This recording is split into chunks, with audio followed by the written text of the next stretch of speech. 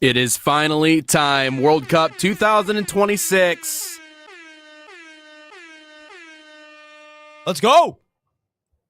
World Cup 2026 in the U.S. today starts 3 o'clock. We got Mexico and South Africa.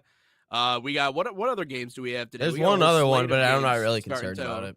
Oh, If I'm really? being Okay. honest. All right. So it's just the Mexico game that just I'm the interested Mexico in. hate watch at 3 o'clock. All right. Sounds good to me. Yeah, Mexico hate Nate watch at Wangler. 3. You're right. Nate Wangler, Ryan Glinsky.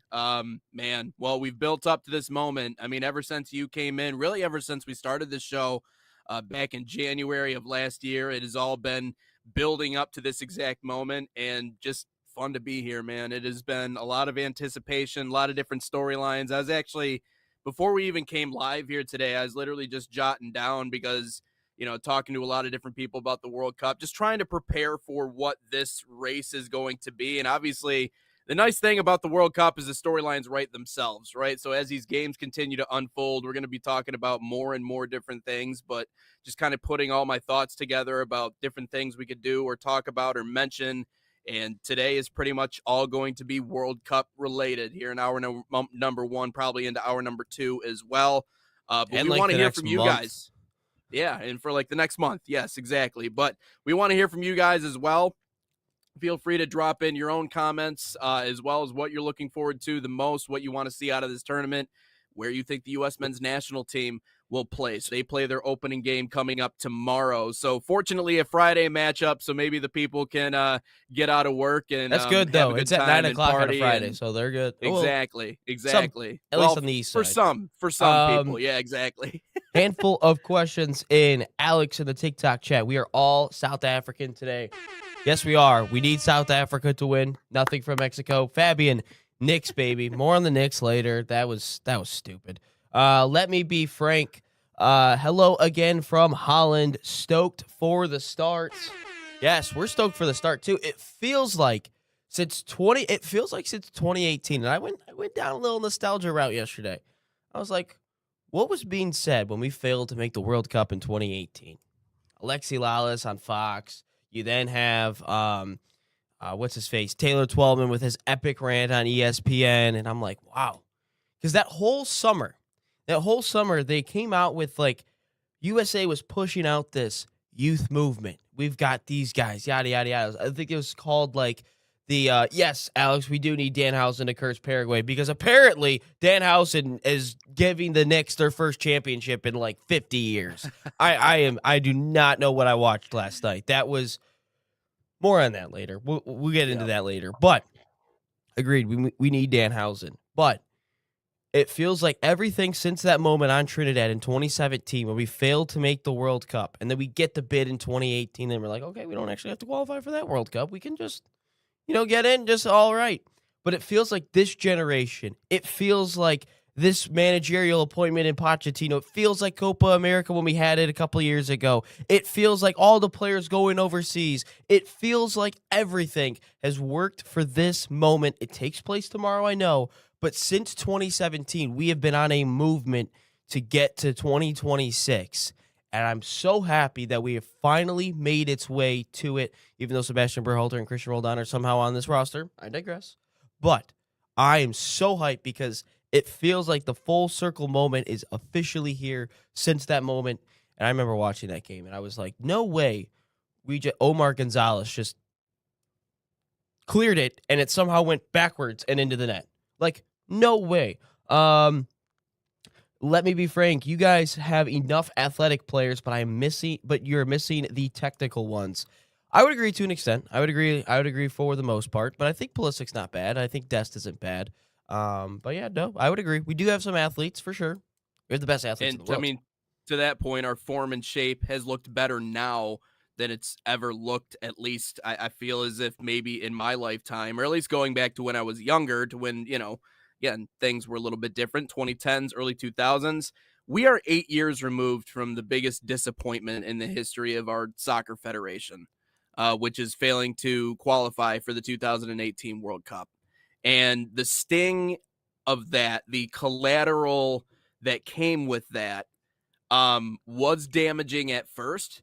but it's also the only way that ego leaves and goes out the door and you figure out a way to win or you get better at what you do is by falling flat on your face. Like that is the only way that you figure out how to reinvent yourself and get better results is by utterly failing. And that's what 2018 was. It was an utter failure. And it felt like the death of that part of the USA soccer experience that really needed to go away, which was the ego, because we didn't deserve to have one at that time. And so 8 years of building off of that disappointment, 8 years of continuing to build these academies and really focusing on the academy level and development, 8 more years of spending the amount of money that we did. And now we're not just looking at this team going, hey, we have this really promising 18-year-old prospect. Oh, and Clint Dempsey. We're looking at this roster going, listen, we have good European talent across the board.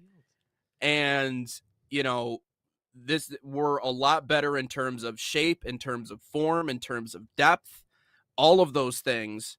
And you know what? FIFA had us as a top 15 team. And so now this is our opportunity to actually go out and prove that. Because we look at those rankings and they're not always the most accurate, but it is okay to admit as an American and as a U.S. men's national team fan that we are way further along than what we were in 8 years past that moment, right? The most damning moment of all, which it is funny to relive what Alexi Lalas and all those guys said because, it's a piece of history. We're in a much different place now than what we were then. Oh my God. Why can't I find the starting lineup from that night? Why? I'm literally on it. It literally, oh my God. ESPN is dumb because I was going to go through the starting lineup that night because since that night, I think Christian Pulisic might have been the only player that I've ever seen in the last 5 years actually play the game. It is, oh my God, why can't I? Paul Areola came off the bench. Darlington Nagbe came off the bench. I don't even know who that guy is. Yeah, that is, wow. And then our bench. Okay, Tim Ream was on the bench. Okay, I did not know that. Tim Ream was on the bench. Graham Zuzu, Jeff Cameron, D. McCarty. So I'm going to say it's Darren McCarty just for shits and giggles here. Wondolowski, Bedoya, DeMarcus Beasley. DeMarcus Beasley was still on the... What were we doing? Brad Guzan, and then I don't even know who that guy is. So, man, that was a horrible lineup that we had out there. Let's see here. Frank, I told you Timber was better than Serginho Dest. He ain't playing, though. Injury, I agree. Fabian, I'm here. Team USA needs to learn from the miracle on ice and the Knicks. Well, I mean, the Knicks flopped quite a bit, so they could definitely pick up a little bit. As long as they don't pick up on Josh Hart's tendencies, that's all that matters. Okay, but the American fan base also has to become more like their European brethren and riot outside of the stadium if we want to be like the Knicks. Okay, we got to take all the inspiration then, because I think New York basketball fans are about as close as we get to two Premier League sides meeting up for a championship match, or the PSG Arsenal stuff going on outside of the stadium. Like that's New York Knicks territory. So if we're gonna take inspiration, Fabian, we got to go all the way with it, which means we have to become the most crazed soccer/football fans the world's ever seen. Okay, so I finally found it. This was the starting 11 that we failed to make the World Cup with: Tim Howard in net, DeAndre Yedlin, who did make another World Cup, Omar Gonzalez, who had the famous own goal, Matt Beasler, who I was always kind of a fan of in 2014, Jorge Villafaña, never heard of him, Michael Bradley, who was the captain that night, Paul Areola, he did end up playing a little bit after, Pulisic, Darlington Nagbe, who's now retired, Bobby Wood, and Josie Altidore. Yeah, not good. Imagine Team USA beat France from a 3-0 deficit. I would riot. I'd riot with everyone. I would. Yeah. I don't know what I would do.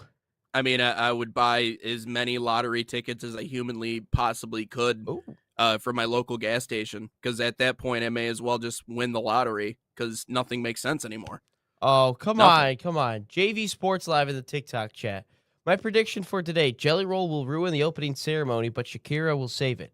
Mexico will beat South Africa 3-0. They're at home. It'll be a breeze. I'm hoping for more to score. Hey, that might be the worst thing we've ever had in a World Cup ever, is the fact that Jelly Roll is the official song. Of all the great musicians we have in this country, we picked Jelly Roll. I heard someone say this the other day on social media. I thought it was really astute. He goes, everyone is bitter at the fact that it's not Shakira every damn year, which, I can understand that, because I think Shakira, in terms of the World Cup, she is synonymous with the World Cup in terms of the songs she's come out with. And, I know she just came out with one recently. He goes, that's not the point. He goes, the point is because it's the world, right? Depending on where you are, you need something that is unique to that country. You need something that's unique to that environment, right? And so the issue isn't that, it's over Americanized. It's that, yeah, right. To your point, Ryan, of all the different people we could have gone with, Jelly Roll was our best option.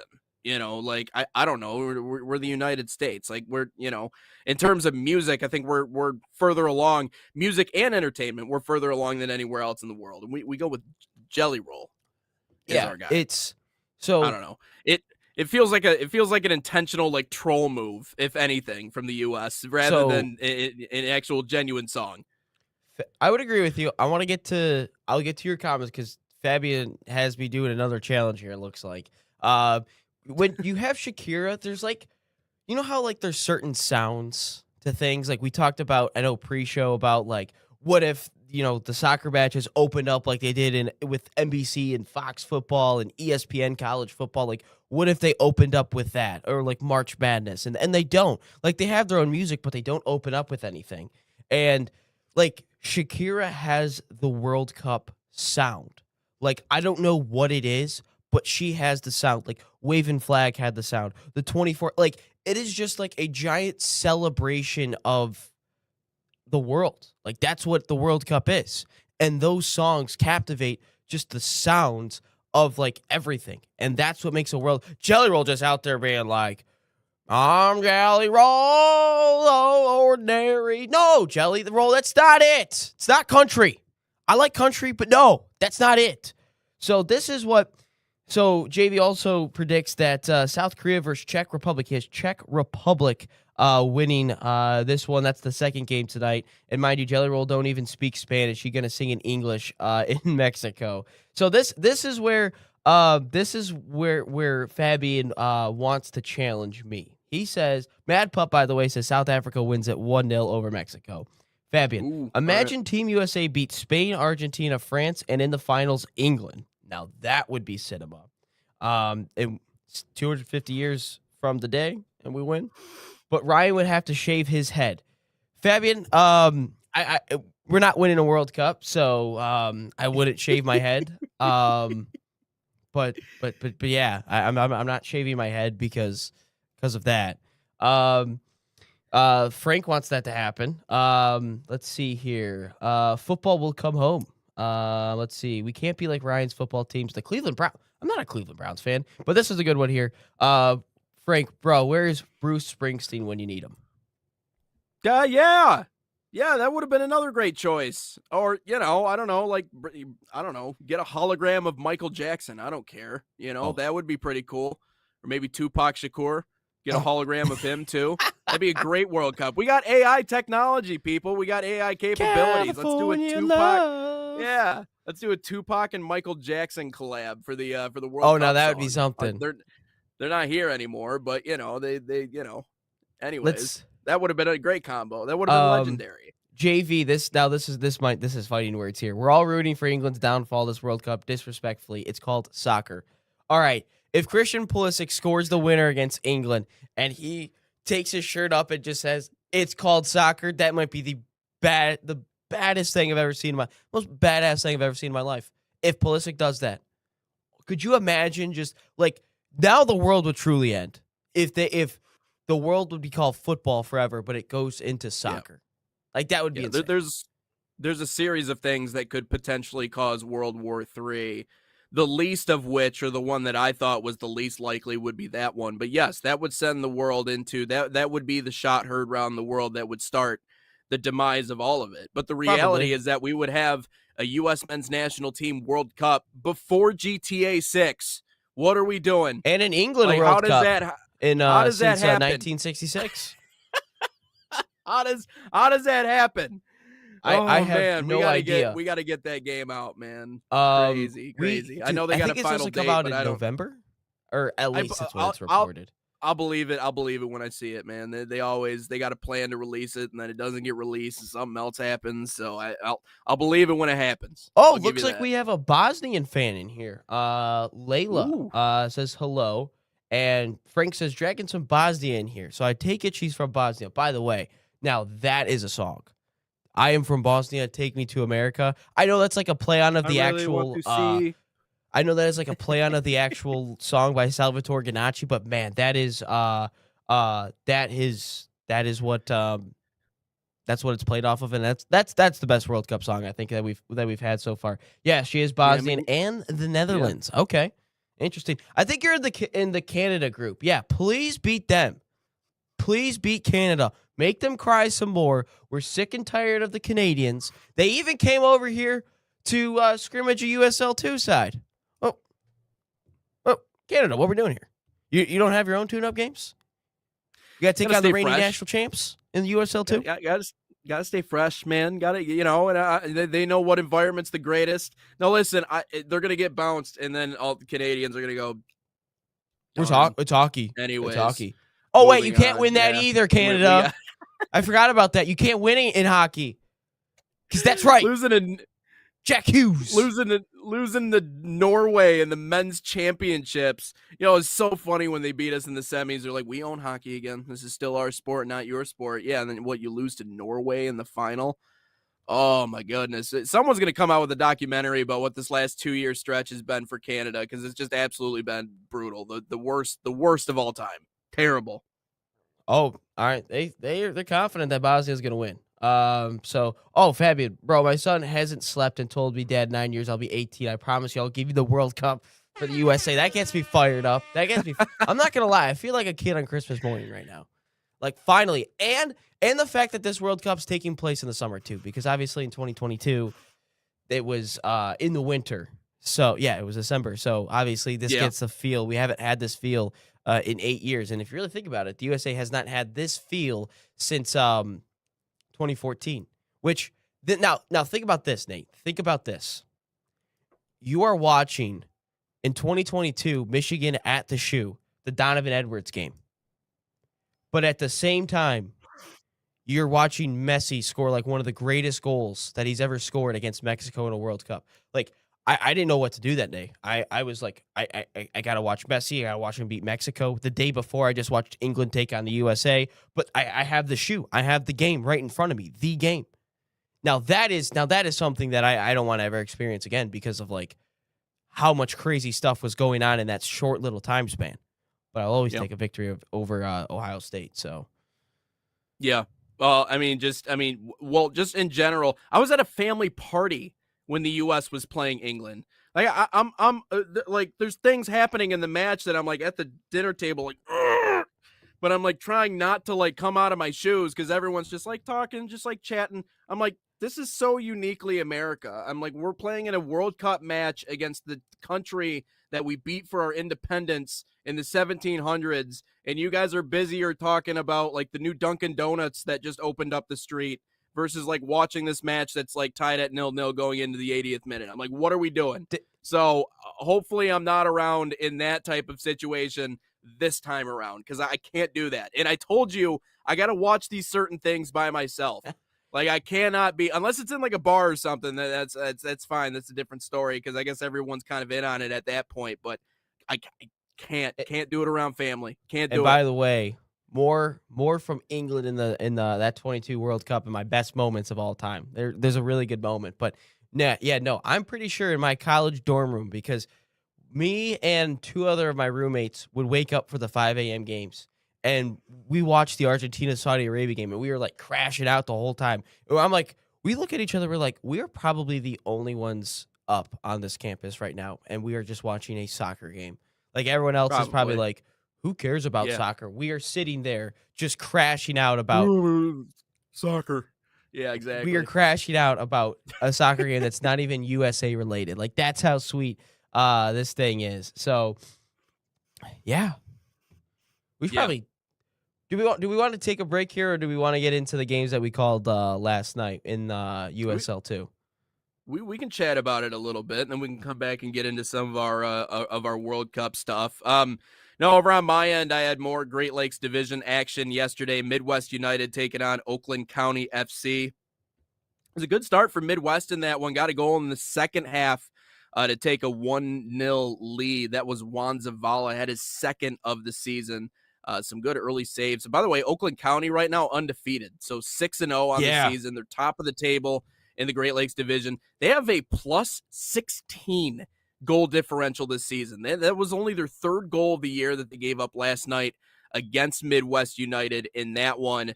But yeah, Ryan came back second half, scored 3 unanswered to take down Midwest in that game. And some extracurriculars. There was a header for the game tire for Oakland County, resulted in a headbutt on the other side, and then a red card handed out. I think that might be coming up here. It's right there. Uh, It's right after this.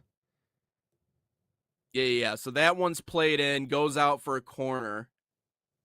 And then we have this transaction right here, which that doesn't result in any disciplinary action. I believe the referee said that one was a flop.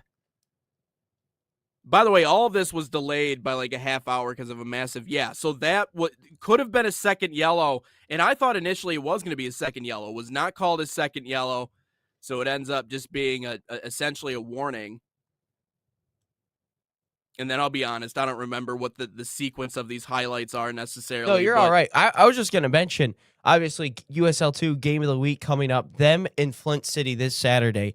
That's going to Yeah. be unbelievable. Both teams undefeated. Flint City won last night 4-1 over Ann Arbor. And it is, I am looking forward to Saturday night because those two teams are just a buzzsaw going up against the buzzsaw. They are just obliterating every single team that they play.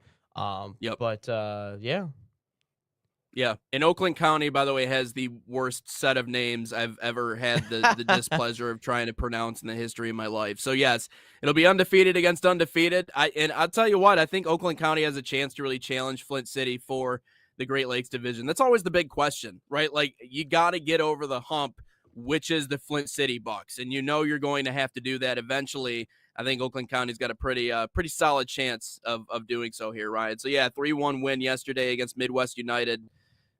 Tough season so far for the Midwest boys, just 2-4 on the year. But who did you have, or who have you had this week? I had AC Connecticut women's on Tuesday, and that was a good win for, I forgot the other team that they played against actually, but this was Sporting Jacks yesterday. By the way, Frank thinks that USA needs to beat Turkey, and everyone will cherish them. I don't know why they hate Turkey so much. Turkey. I have no idea. But Dave said this? No, this was let me be frank. He said that. This was actually a little bit of a bicycle kick. So I'll go back here. You can't really tell. I guess I can just put it here. It's a little bit of a bike right there. It's not really a bike. It's more of like kind of a. It's like a half bike. Yeah, it's like off to the side there. But it's that was training wheels bike. Their goal. That was their first goal in 9 halves for Sporting Jacks, and then this was a game where the first half was super boring. It felt like an Arsenal game. And then in the second half, all of a sudden, boom, it's just free flowing. It's up and down. There was chances left and right. It was an unbelievable second half. And then this one is the equalizer that ultimately it got the goal. But no, it was 1-1, brilliant game. You know, like sometimes there's ties and stuff, but they're an entertaining tie. That was an entertaining tie yesterday. And then this was also, before that was actually the USLW actually on Sporting Jacks for them. This was they took place I think at 3:00 or something yesterday. So it was like, dude, it was everyone's complaining about the heat, but now imagine playing in the dead of heat, no shade in Jacksonville, Florida. Like imagine that. now that's something. Yeah. I know we just missed the goal there. I don't know why it was not in the replay, Mel, but This one finished right before. There should be a goal right after this, I believe. But it was a great game by both sides. Eventually, we would get a 90th minute winner in this one if we can get to it. Oh man, there's a lot of highlights here. It's right here. This is literally the first goal Oh, we skipped what? They all skipped. This might be no. This is not it either. Well, I guess I'll have to bring in the goals another time. But anyway, Alrighty. both Okay. really entertaining All right. games for both sides. But yeah, no. Sporting Jacks, the USLW side gets the victory. Then the USL2 side and the Sporting Jacks, they come away with a draw, which is actually really entertaining because that victory for the USL women's side puts them 4 points atop of the table over there. And then for the men's side, they're all like really close together. So they're still within a game of first place despite not having a win in a couple of games. So entertaining stuff down south. Now, watch out for the Northeast Division with Vermont, Connecticut, Hartford Athletic. Now, that's very entertaining. You talked about the Great Lakes Division, and Great Lakes is competitive, but those two divisions in the USL 2 and W, super competitive. Keep an eye out for those. Only reason why I mentioned the Great Lakes as much is because I feel like this year is, of all the years that we've seen this division, is probably the best they've had so far. By the way, if you want to see up and down, over the top physical action, I feel like the USL2 is the place to go. It's like old school in the way they go about it. But the current USL2 power rankings, as they read right now, Minneapolis SC, Vermont Green in second, but you got two Great Lakes teams that are in there, Oakland County FC at third and Flint City Bucks at fifth. So those are two teams right now in the top five in those power rankings in the USL2 that'll be facing off on Saturday. So yeah, one of our best matches of the week that we got coming up this weekend in World Cup action. It's all going to happen all at the same time here, but it's whoever, I don't think it's a stretch to say, and I know they're going to meet up one more time, so it's not like it's the end of the line for either of those two teams, but whoever wins that matchup on Saturday, my guess is controls their own destiny when it comes to the Great Lakes Division the remainder of the way. But luckily, the top two teams still make the playoffs. True. Okay, here's why. Well, That's Fabian true. still wants me to yell goal like Telemundo. But this is why they don't like the Turkish or the I think it'd be the Turkish, right? I think. The Turks. He's first off says, imagine having an empire naming your country after a bird. That's a fair point. That's a good point. Because for us, it's a lot about loyalty, and a ton of teams switch nationality while they could have played for us while they live here. So yeah. Oh, okay. I don't even know how to pronounce any of those names. So, okay, I do recognize those names, but I guess a handful. It's like the Irish and the English with Declan Rice and Jack Grealish, who all were born in Ireland, played for Ireland a little bit, and then eventually went over to England. So, okay, I understand what you're saying. Yeah. I understand what you're saying. Yep. It maybe saw an opportunity, a more ready, available opportunity to actually go out and win, potentially win. Do you guys a hate World Serginho Cup Dest or- at all? Do you guys hate Dest just because he's Dutch and plays for America? Let me know if you guys hate Serginho Dest. Probably don't like him very much, I would imagine, but I don't know. I mean, Maybe because there's always so much pressure on dual nats too. And you know what's interesting is that they can't, like, when they're cap tied. I didn't realize you can't just like switch teams. Not just like, you can't college switch. athletics. You gotta out get here. You cap just can't tied first. hop. And That's why I said yeah, bring one of those teenagers, Hall, Sullivan, or Gazzo. Bring those teenagers in, cap time immediately, and guess what? We don't have to deal with the likes of Poland trying to poke at Julian Hall. I'm just saying. God, yep. you think we're the Pokes smartest those guy in guys the room, and away. we haven't won anything. Yeah, it is. It's nice. It's nice to be able to invest in the young ones, and I think we have done that a lot. But why they didn't do that part, I don't know. But anyways, let's split. Let's take a break here on Inside the Game. We come back. We'll get into the remainder of our conversation here on the World Cup. I'm going to talk about some of our top storylines heading into the World Cup. We can go rapid fire on this. I have 5 of them. Ryan, if you have anything else to add to this list when we come back, we'll do exactly that. But that's coming up. World Cup is here on Inside the Game.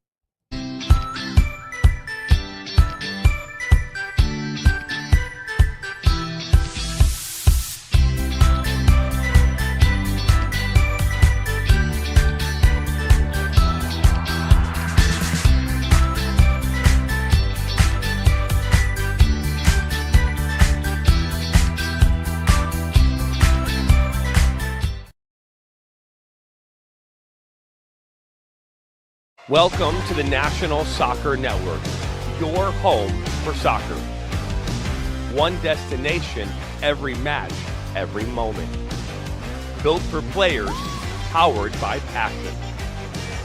Live games, highlights, and more each and every day. Only on the National Soccer Network. So the dream behind Irene's was simply to be a place where the community could come and gather. This is my hometown. We're raising our family here, and we just want to be a space where people can come together as a community and share a great meal. We've got golf simulators, we got pinball, live music, trivia nights, but we also have fresh, always homemade, locally sourced food, and we serve it with a sense of Gemütlichkeit. This is a German word that conveys a sense of warmth and coziness and belonging. We're excited to show off how we're growing and that this is the place to be.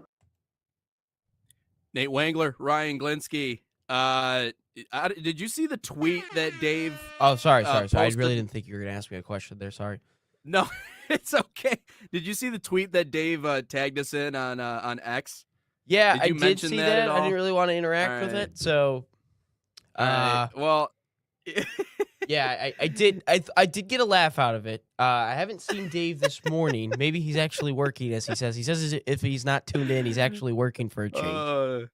So Dave, got that yeah. dry sense of humor, Dave. We appreciate that. That's funny. I rarely go on Twitter. I'll just go on it to see like the highlights and the clips and all that other stuff because I know it's the most up to date in terms of the apps. But no, Dave, I can't share that on the podcast, man. But I appreciate the humor and everything else. So we got more comments rolling in. Yeah, we actually had an MLS shout out here for a second. By the way, they do not hate Dest.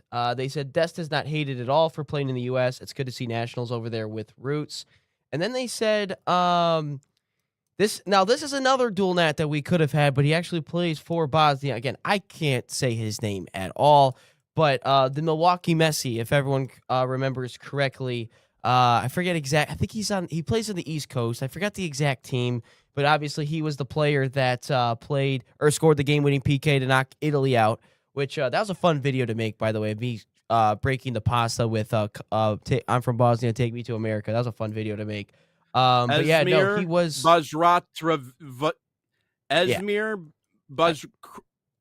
Bajratovic. Yeah, I would. That's my guess. Sorry, go ahead. Yeah, imagine commentating that. Yeah, I would. I might. If I was asked to ever commentate a Bosnia game, I'd be like, Esmir blah blah blah. I'd be like, I'd have to spend 2 days not even prepping, just trying to figure out pronunciations for the names. It's like when, that's Giannis right. The Milwaukee Messi, as he's nicknamed. Yeah. Speaking of Milwaukee, it's like when Giannis Antetokounmpo first got to the NBA. I feel like everyone kind of stumbled through how to pronounce that name for the first year, his rookie season in What the team does he National play for, by the Basketball way? Not Association. Giannis, the other guy. Milwaukee Messi. What team does he play for in the MLS? Soccer player from Wisconsin. He was raised in Appleton. I think he plays for former the youth Revolution player or from something. Milwaukee SC's Wave. It says he plays for PSV Eindhoven. Oh, I in thought the he played in the Netherlands? MLS. Okay, I was completely wrong then. My bad. I thought he played. In the MLS. My bad. Oh, I guess he's from Milwaukee, so he was born in Appleton, which is Gotcha. obviously just outside a suburb just outside of Milwaukee. But no, I guess he plays his pro ball in the Netherlands. So interesting. No. This is a good question. Because of what's happening in New York. If the Knicks win the NBA championship, y'all think that might have some effects on the World Cup? Is there any games in New Jersey, New York around the same time? There has to be, because the Spurs because obviously Game 5 would be, I think, on Saturday, right? There's 8 official matches in New York. The 13th, which is Saturday. You have Brazil and Morocco. That would be the next. That would be Game 5. Oh God, that's not good. That's not good at all. What time is that Brazil-Morocco game by any chance? Hold on. What time? Because that's not good. Brazil, Morocco, Saturday. 6 o'clock. Oh. Because that'll end at 8. Wow. The finals might end at 10, so they might have some. Wow. Okay. PSA for all Brazil and Morocco fans on Saturday. Please be aware of crazy people with orange and blue colors. Please steer away from them, especially if their basketball team wins an NBA championship for the first time in God knows how long. So please just be on high alert. They're not going after, they're like, there's not some crazy disease going around. No, they are just happy that their team has finally won a championship since the 60s or the 70s. They're not going after you. They are going after each other, and they're just going to probably yell a lot of F Trae Youngs. You don't even need to know who that player is, but he wasn't even in the finals. But please, just be careful on Saturday. Oh, my God. They timed this up horribly. Oh, it is. MetLife Stadium is 10 miles west of Madison Square Yeah, but this Garden. might spread a while. Yeah, listen, you're right. No, Ryan, it is important to realize Ryan is correct in everything that he's saying, but I want to remind everyone, this is not a zombie outbreak, okay? This is not, Will Smith, I Am Legend going on in the city of New York, okay? There's not a breakout. There is just New York, and these people are different, okay? Some of them are just, they have a screw loose. I don't know what it is about living in a city where you're on top of everybody all the time, and it's loud, but it is Gotham. Loud noises. Yes, it is Gotham. I'm pretty sure that they actually took inspiration from New York when it came to Batman himself. And by the way, you are going to see a lot of superheroes running around on the streets. There's going to be multiple Spider-Mans that you see. Don't interact with them. Okay, don't pet the dog-sized rats that are in the subway. Okay, just leave them alone. Let them do their thing. Just head down, mind your business. Okay, that's all. No, that's a good. It's gonna be like the Purge out there. So good luck, best of luck. Also, welcome to America. I mean, if you're coming to the United States from Morocco or from France and you really want the full experience, here you go. Remember, the Knicks just won the NBA Finals in New York, so this is as America as it's going to get. remember this entire summer. The Prince of Zamunda made his way to Queens when he came to America. Yeah. Yep. It's a great movie, by the way. So, unbelievable movie. Yeah. This is yeah. There's a lot of great lines from that movie too. Beat Joe Lewis's ass. The barber scenes are the best. I'm not gonna lie. I love the barber scenes. Yeah, but again, barbershops though, go in there, you'll get a good laugh. You'll have go hang out with them. They'll have some good stories. Yeah.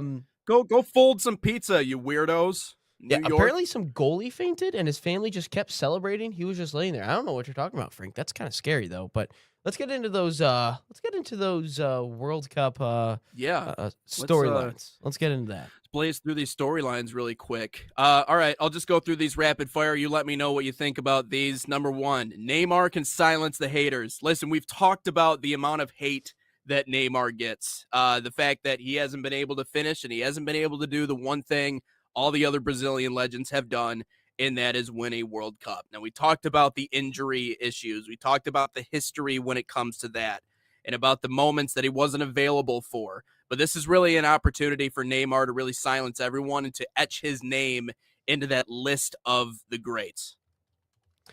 I think you're correct on it because he has an opportunity to right all the wrongs from 2014, 18, and 22 right here in 2026. And this was a guy that, out of excitement, he fainted. Oh, okay. It's on YouTube, apparently. All right. Gotcha. I thought he just randomly fainted and the team's just whatever. Just kept celebrating? No. Yes. But no, he has all the opportunities to right all the wrongs. So I think Brazil gets it done. No, I don't think they do. I think they flame out relatively early. But Neymar, 2014 was not your fault. 2018, you came up against a good Belgium side. 2022, you lost on pens to Croatia. You've made deep runs. But again, this guy has not played past the quarterfinals yet. Technically, he got the team to the semis, but he didn't actually play in that game. So Neymar, one of the most hated players for, I have no understanding why. I don't know what it is. But no, I think he absolutely has all the opportunities to right every single wrong in this World Cup to get at least. I think if you get to a final, I think you can right all those wrongs still. Just because, they haven't been to a final since 2002, so I could say that. But yeah, all the opportunity today or this year for Neymar. Ronaldo could change the GOAT conversation if he goes on and wins a World Cup. Now, again, comparing numbers from careers is always gets interesting because you can stat pick and you can make things look certain ways to give yourself more of an edge in an argument to say who's the best player of all time. And there are many players in this conversation we could regard or put in that conversation. But for Cristiano Ronaldo, if he is to contribute, and again, this is the caveat that you and I gave yesterday, he has to contribute. He has to be a part of the equation. He has to score a goal, maybe a couple of goals en route to winning a World Cup. But if they win this one and Cristiano Ronaldo is finally able to get over that hump and lift that trophy for the first time in his life with a team that, again, is well equipped and inside of that top five, betting odds wise, Vegas says Portugal is a top 5 team en route to the World Cup championship. If they win it, Ronaldo can completely change the GOAT conversation. And now we seriously have to have a conversation about who the greatest of all time really is. Yeah, I would agree with that one, Frank. He did play horrible yesterday.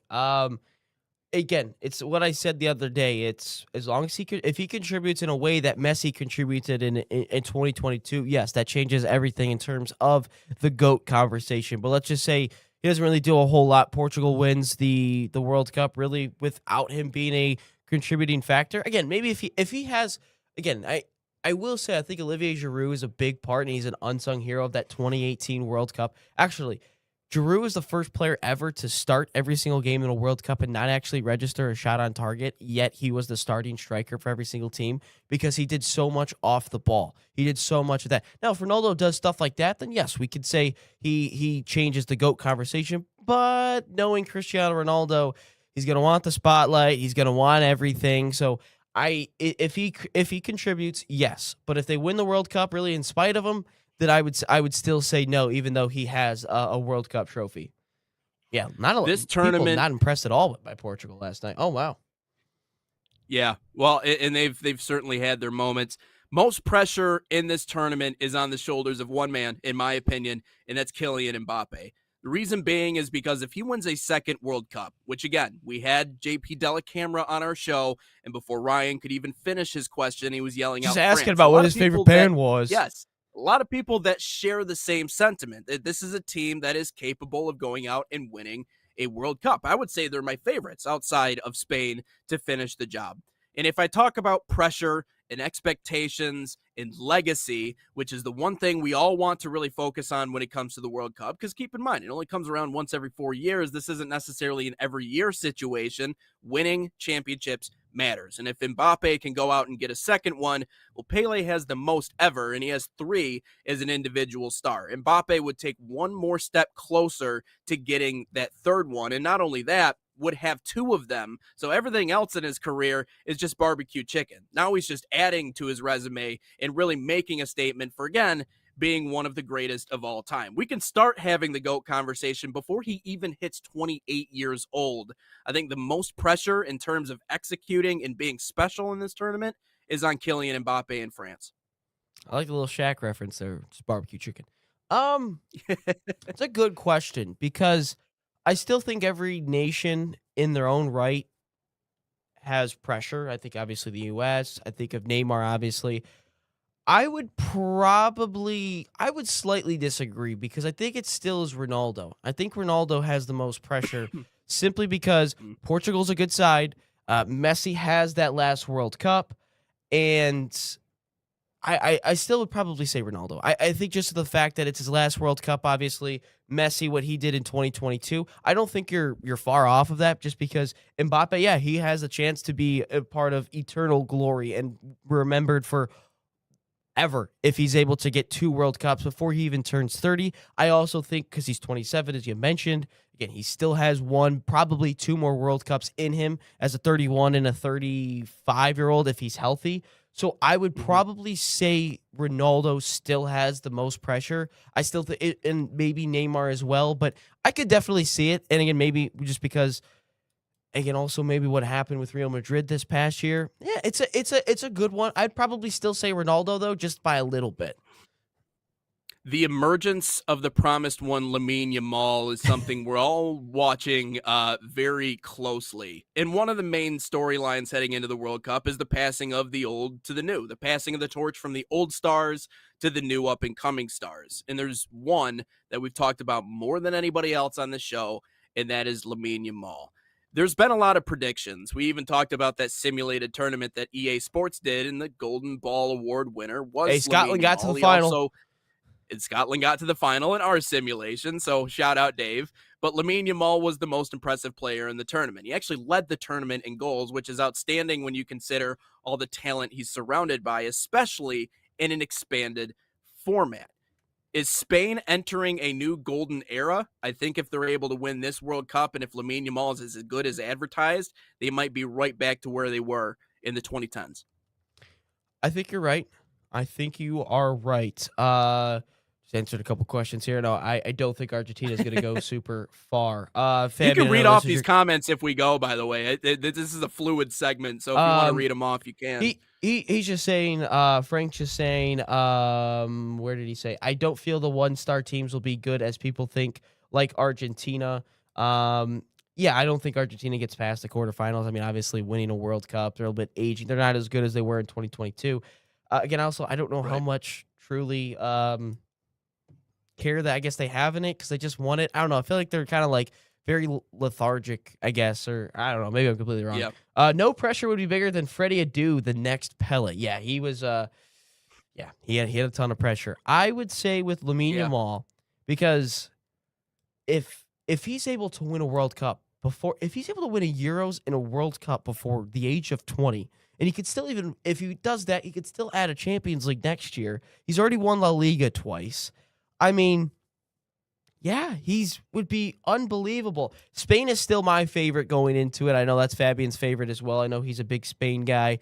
But, I mean, you think about what Spain did. They got rid of all the Real Madrid players, and rightfully so. And, no, Lamine Yamal, I think this is his spot to really take the next step. This tournament feels like the passing of the torch of everything. I know you made a video on this a couple months ago. Or a month ago. But this feels like the passing of the torch tournament. No more Neymar, no more Modric, no more Messi, no more Ronaldo, no more of those types of players, Neuer as well, and Mo Salah is another one. But then you think of Mbappe, Yamal, Erling Haaland, those types of players that are going to kind of take the next step and take that next generation over and be the stars. So I could 100% see Yamal, if he's able to put an impressive performance, an impressive tournament together, I could see that. If Spain gets second place, they will play Argentina right off the bat, and I don't think Spain's finishing in second place. Spain is also meh. It has 8 Barca players, so also a ton of ego there. John, check out Real Madrid then. And Kylian Mbappe. I'm just saying. The heck with Spain. We hate Spain, just like how you love England, for sure. Hey, I gotta actually. Speaking of England, I gotta take a shot at my England fans over here. Listen, it must be embarrassing to be the ones who invented the sport and then have gone out and failed to win a World Cup since the 1960s. Okay, I'm not trying to dig a big hole for you guys here, but the reality is that you came up with it. But yet the rest of the world caught up a lot quicker, and they've beaten you down in this world tournament before, disappointment after disappointment. As an American, I think I take a little bit of pride knowing the fact that with the sports we've invented, we're actually pretty damn good at. On the other side, for England, maybe it's time to step it up and try and win that first World Cup in, 60-plus years. England, in my mind, in terms of team pressure, right? I know we talked about individual pressure, and there's a couple of different players, I'm sure, that are really feeling that. Probably none more than Cristiano Ronaldo. But the decades of disappointment for these English fans, and now to have the World Cup in the United States, there is no better opportunity for them to rub it in with winning a World Cup. Forget the fact that it's our 250th birthday. I think it would just mean a little bit more to the Brits to do it on our soil. From a team perspective, I don't think anyone feels the pressure, the weight of this tournament, maybe outside of the United States themselves and Mexico and Canada, than the English, because they need to end the drought. Yeah, I agree with you. They're talking in the chat here. Let's see here. This one was kind of funny. Apparently, I didn't see this, But Layla talked about Edin Dzeko, legend, by the way, absolute legend. But I guess in the Bosnia Canadian prep or whatever, the Canadians were trying to get an interview, and the Bosnian team put sprinklers on them. Man, I love Canada just getting messed with all the time. England, again, there's always some sort of pressure with them trying to win stuff. Again, this feels like a generation, though, of English players different from the previous one with Lampard, Gerrard, Rio Ferdinand, Beckham, Rooney, all those guys, because those guys, they've even talked about it. They were not really united because they thought to themselves they were so much more obsessed with winning the Premier League, winning Champions Leagues, that these are all teams that they go up against. And they're like, well, I can't really give this guy an edge when it comes to the Premier League season. I need to like keep myself, like, they're kind of like fake with each other, if that makes sense. But then I look at this current crop of English players, and they have, again, they've gotten to 2 Euro finals. They've even taken the lead in one. They've been to back-to-back semifinals. More on my favorite moment on that England semifinal later. But there's always some sort of pressure, but they just continue to not deliver. Look, they have one of the most impressive rosters ever put together. But when you have so many players that, again, play against each other so much, does that maybe go into the Premier League season where it's like, I don't really want, this guy to get an edge on me because they're in the Premier League and I have to make sure that I do win the Premier League, whatever, because the Prem is still such a competitive league. And it's not like you're going up against only one team a year. You're playing against 5 or 6 really good sides every year. But again, they have tons of expectations. The only thing is, can they finally put it together? They also don't really play well together. It's always a boring, a boring type of a game. So, yeah, that's just what I'm saying. The English tend to struggle with the heat. They were already complaining about it. Yeah, they have been. Journalists wanted to spy on Bosnia. That's interesting. But we did. It's like the Michigan Wolverines. They're just stealing. Well, didn't Italy try stuff. and do that too? Didn't they send a guy with like cargo shorts and shades? Yeah, on to Italy go watch did do their that. I think on practice or Bosnia. something before? I'm pretty sure. Yeah, with Bosnia. Yeah, exactly. So yeah, interesting. But yeah. So those are my top 5 storylines heading into the World Cup. Anything else you would add to that list? Anything else that is really that you're kind of locked in paying attention to? I just think it has a feeling of like March Madness, but like times 1,000. You know what I mean? Like it's just that much bigger than Fabian, we will get to the Knicks, but we're doing World Cup first. We will get to the Knicks. I understand what an impressive victory you guys had yesterday, but more on that later. No, I don't think there's anything else you really have to say really about that. Maybe an Argentina one is like, are they truly invested in this World Cup? Like, it feels like since, I mean, obviously they won, like that was the biggest monkey on the back for Messi himself and in this Argentina squad for forever.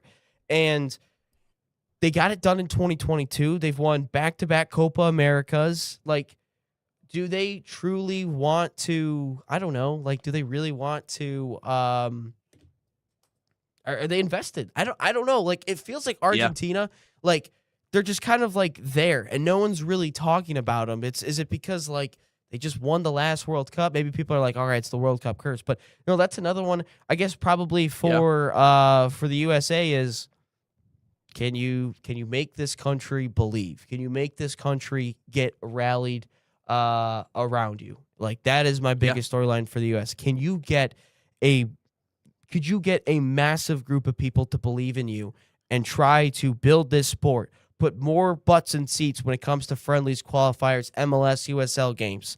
Can you get everyone to believe it? Can you get more kids, instead of playing football and basketball, they play soccer instead? And we continue to develop. Can we inspire the next generation?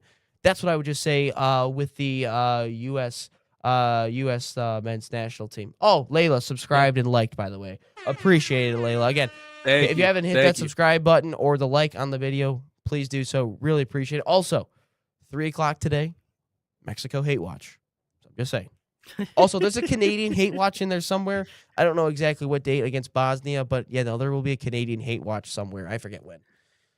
At the end of Alexi Lalos's legendary rant, which is still one that is talked about today, when he called them a bunch of underperforming millionaire babies or whatever he called them, mentioned the fact that you have to give us something to believe in. He's like, make us believe again, make us trust again that we are on the right path, that we're on the right trajectory. That's why Tyler Terran said they just have to do something that they've never done before. Like, that's what it, just win. Like, there's a reason why they say winning cures all sins, because it does. And individual accomplishments are great. More soccer teams popping up are great. The level of popularity raising around the country and more people going to games and consuming the sport is great, but it means nothing. It means nothing if we can't win on the world scale. It means zero, in my personal opinion. So, and I mean, we've seen what winning a gold medal can do to inspire a generation. We saw it with hockey, and we've already seen attendance and participation and popularity and all of these things just explode across the country. That's what it means to win in the red, white, and blue. It means more. And that's why these moments feel that much more important. I like the little SEC mention there. It just means more. You're right though. It just means you're 100% right. Frank says I never bought so much orange crap. I'm confident we will go to the finals. Just don't get a tattoo that says like Netherlands 2026 World Cup champions before they actually got there. I think there was a Lions do it, fan. man. Wasn't there like a Lions Call your fan shot. Wasn't there a Lions fan that did that? Like they got like, or there's some fan recently that said like Super Bowl champs and the team never even made it to the Super Bowl. So please just don't do anything like that. That'd be a little bit silly. But no, yeah, I feel like the Netherlands are kind of like slept on a little bit. I think on all this, I will agree with that in terms of it. Do you want to get into World Cup moments next, or do you want to get into like our sleepers? We can get into World Cup moments next. Let's do that on the other side. Let's take a break. We'll be right back. Episode 301, day 1 of the 2026 World Cup here on Inside the Game. Experience the thrill of the game like never before with NSN's Game Rewind. Dive into full match commentaries enhanced with cutting-edge dynamic graphics, letting you relive the highs and lows of your favorite matches in astonishing detail. Whether it's a championship win or a legendary play, NSN Game Rewind bridges the past and future with a broadcast experience designed to captivate. Call 586-304-4405 and start watching today.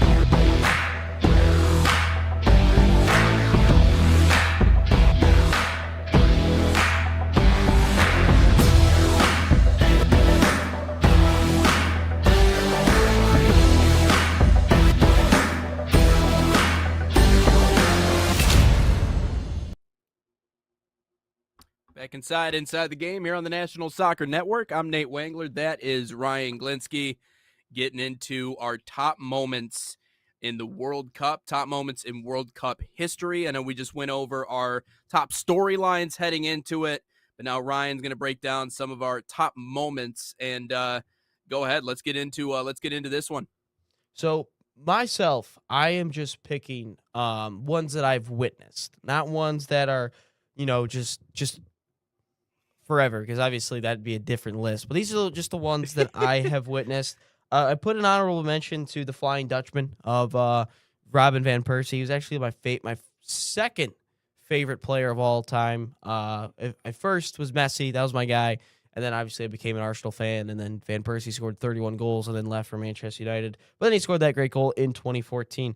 But starting off at number 5, Landon Donovan goal against Algeria. I remember that day so much. That was the summer that I fell in love with the beautiful game.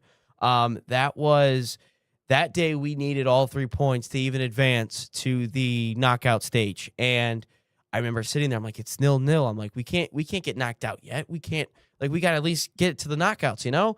And that day there was, like, I remember I was helping my mom with yard work in the morning for whatever reason. I don't know why she had me help her with yard work, but that was something I was like, Mom, I gotta check. Like, I just have to check the score. Like, it's getting close.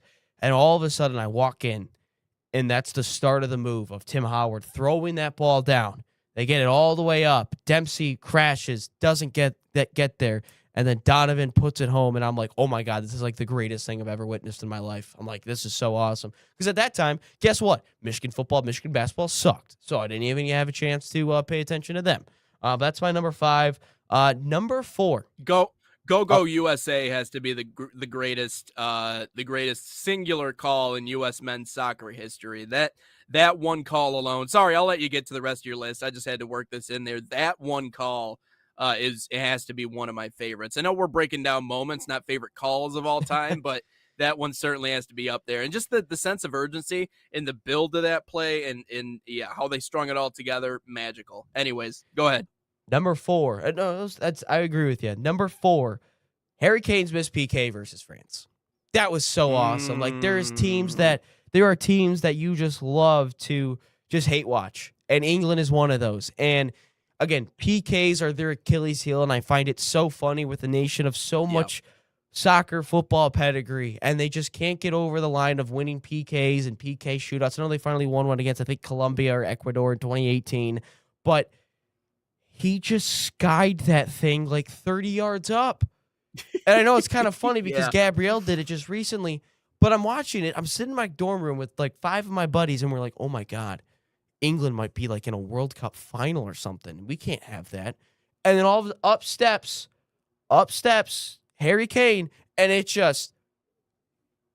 like, and he played for Tottenham at the time, so it made it even better. But it was unbelievable. Like, I just sat there and I go, what just happened? What just happened? Hey, in the biggest moments, sometimes the simplest things become the hardest things to do. It never ceases to amaze me in playoff situations and whatever it is. Sometimes the chip shot is the one you end up missing. But yeah, that's what England is up against in this World Cup. Like that, the history of that, and having to So and that's what you're up against. That was so sweet. And Layla says Bosnia's going to be second in the group. I kind of see that. I think you guys are better than, as long as you guys knock Canada out, that'd be so awesome. Harry Kane will probably get the golden boot with his season in the Bundesliga. Yeah, he scored like 35, 40 goals or whatever it was. Number 3, I have James Rodriguez's volley in 2014 against Uruguay. That was his coming out party. Obviously, he's not lived up to expectations. He made his move to Real Madrid, went to Bayern, Everton, Minnesota United for like 2 weeks. Like, that goal was his coming out party. And I forget that he had a couple moments before that, but the ball didn't hit the ground for like 10 seconds before it even got to him. Chests it down, volleys that thing, bar down against Uruguay. And again, 2014 is my favorite World Cup so far that I've witnessed. And that volley from James Rodriguez was like one of the best finishes I have ever seen. Yeah, everything about that play was beautiful, and it was perfect. You're right; he hasn't necessarily lived up to expectations, but like singular moments in the World Cup can create legacies. That's why this tournament matters as much as it does, is because if you have a big moment here, it's kind of like, I guess, in the American version, you see players have a standout NCAA tournament, they can turn that into an NBA career. You have a standout moment in the World Cup, you can turn that into a legacy. But anyways. So it looks like Dave hates America. In regards to the game, the Rangers pub in New York has canceled the Scotland game viewing party for the damn Knicks, man. That is that's brutal, man. That's Hey man, welcome to New York, man. They do what they want. I guess, man. I Now wouldn't get say out. no. I wouldn't say no love to historical events, Frank, because this is an historical event. The Knicks winning a Yeah. championship. Here's for all the Europeans who don't know what happens. All I'll tell you is the Knicks winning an NBA championship is basically England winning a World Cup. That is basically Yeah. what this, or the Euros for that matter. That is Yep. basically what this means. Isn't the Yep. UFC fight going on Sunday as well in front of the White House? Yes, it is. Yes, it is. There's just some Yep. crazy stuff happening these next Yeah. couple of months in the U.S. And to those who don't understand too, Europeans, New York is known as the Mecca of basketball in the United For States. whatever It is reason. the epicenter of the game. Madison Square Garden and the history in that place, and it's just it's a basketball town. I mean, Jose Alvarado is from New York. We'll talk about him coming up in a Stephon little bit. Castle's What a from there, game he had too. yesterday. Yeah, exactly. So New York is basketball city. So that is, I'm just saying, like that's, that is, again, we're going up against many years of history since they won their last championship. You go back to the 1970s, I don't know, 74 or whatever it was. 73. But yeah, 73, that is. But yeah, it is the epicenter. So if you don't understand why it is Gotham on Saturday or whatever day it is, that's why. So I know the Spurs got to win to send it back. I don't know if you all saw this, but FIFA will be charging restaurants a fee for them to show the game. Really? Well, I know that's like I know people do that with pay-per-view. Obviously, with fights, like you charge a restaurant. That's why there's cover sometimes at restaurants. But I've never heard FIFA charge restaurants because I mean you can get it on Tubi and Fox and stuff. But I don't know. Wait, charging the restaurants to show the games? I guess so. I've never heard of that. I mean they have to pay the money to be able to have the subscription to stream them. I think. So yeah, they have to. I mean, the restaurant has to, but I mean that's no different than getting any other service to. Do you have to pay for the stream the NFL game. and stuff?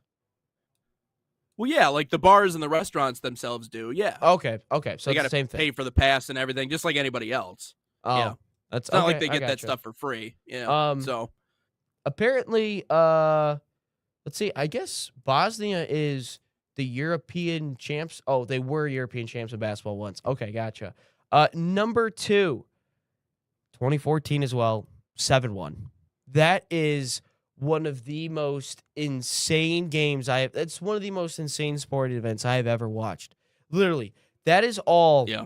That is all my youth soccer team talked about for months leading up to the World Cup. Was like, dude, did you see Germany and Brazil are going to be in the semifinals, not the finals? Like, that's crazy.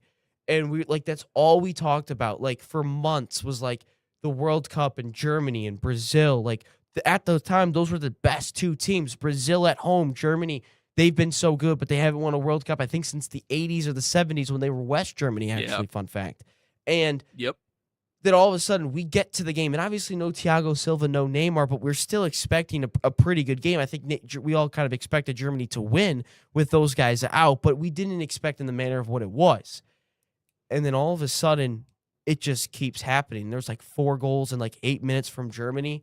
It's 5-0 at halftime, and you just see the Brazilian fans crying. They like have no idea what happened. Like you would have thought like just some insane tragedy just happened, like to their nation, like as a whole. But it was a soccer football match. Like you're talking about a nation. It almost kind of looked it almost looked like what Madison Square Garden looked like last night for a portion of the game. Like everyone just in awe, and like the Germans are just running around. They're celebrating. They're so happy. Like they are just putting BTA, and then Andre Schürrle adds on a couple of nails in the coffin to make it 7-1. But that is one of the most insane, bizarre matchups I have ever seen in my life because of the atmosphere inside the stadium, the build up to that game, the build up to these 2 teams. And man, I just was in awe in what happened on that field. And then obviously Germany winning the World Cup. But that was unbelievable. Yeah, it just makes me think about like what moment we're gonna get in this World Cup, because we're gonna have it, and at the end of the day, someone has to win it, and at the end of the day, a country and a player is gonna see their future change forever with how much this tournament actually means and going out and winning it. So. No, really, really good moments there. I liked our countdown that we were doing for the longest time on I still have social my number media one too. A lot moment. of good moments. What's that? I still have one more moment. No, I know. I'm leading you into it. I'm just saying. Okay, I really gotcha. liked. Ooh, I I really was liked like, what you man, is he had. But passing yeah, off on my number one? as leading you into it. But no. Without further ado, your top moment, your top World Cup moment. This is the greatest sporting event I have ever watched. Hey, Benito, also in the chat. Today I feel South African. Myself included. I'm going to start doing this. Shamalala. Anyway, this is the greatest sporting event I have ever watched in my life. And I have, again, this is from a neutral perspective because obviously I would say the Michigan Championships and Arsenal winning the Prem are something completely different. But this is by far the greatest sporting event I have ever watched, the 2022 World Cup final. You think Messi, arguably the greatest player of all time, but he does not have that one prize that has eluded him for his entire career. The other side, you've got and also a nation that hasn't won a World Cup in decades. Then you have on the other side France, coming off of a World Cup in 2018, Kylian Mbappe, who already has a World Cup to his name. France looking to go back to back. And the game was pure cinema. Messi scores, Di Maria scores. Then you have Kylian Mbappe, 2 goals in like 3 minutes or something like that. We go in extra time. Messi scores. Mbappe scores. Then it gets to PKs. Argentina wins it. From a neutral perspective, that is the greatest sporting event ever because first off, unbelievable final. 2, solidifies the GOAT conversation for at least 4 years. Unless Ronaldo does something to win something, but I don't think he is. And then 3, like the play was unbelievable. I've never seen that. And soccer is the sport, obviously here in America, we struggle with GOAT conversations because LeBron played in one era, Jordan played in another, baseball, different players played in different eras. Hockey, it's pretty simple. It's Gretzky. But in football, maybe you want to say Brady or Joe Montana. Some people say that. But soccer is the easiest GOAT conversation because the 2 players played at the same time and in the same era. And Messi has the most luxurious prize of all time. So that is the greatest sporting moment of all time. I don't know about the most goals ever in a final. I mean, 6 goals. I mean, I'd probably say it's the most. But again, that was also 120 minutes. So I don't know because I know 2018. I think there was at least 5 because I think Croatia. No, that might have had 6. Hold on. Yeah. Well, and this is the moment where, like, when we talk about the Ronaldo. Yeah, they had 6, by the way, and that was in 90 minutes. Yeah. Okay. But yeah, when we talk about like the Ronaldo side of all this, if Ronaldo wants to be viewed in the same light, I realize if he wins one while being on the team, he has one. And that's what the Ronaldo camp is going to say is like, listen, he has one. It doesn't matter how it looks. Doesn't matter what it looked like. But I think for a lot of people, when we get to those debates, right, on who the GOAT is, Messi or Ronaldo, if Ronaldo doesn't have that signature moment, if he doesn't have that moment in the match or in the World Cup final where he, cements himself by scoring a goal or by assisting on something or doing something special, it is really hard to change the minds of people when you talk about having that GOAT conversation. But if he does, now it completely changes the entire tone, the entire context of what it is we're talking about, right? Because it was one thing for Argentina to win that. Another thing to do it the way that they did, which I think is what inspired everybody around it. So, very good World Cup moments there. We can take a quick break here. When we come back, we want to get into our dark horses, maybe our biggest shockers and our biggest dark horses who won't advance that we think maybe has a chance to get bounced out in the group, as well as who could be our biggest surprises in the World Cup. And then, yes, Fabian, we will talk about the Knicks and the Spurs before we get to question of the day, hopefully. All that coming up next here on Inside the Game.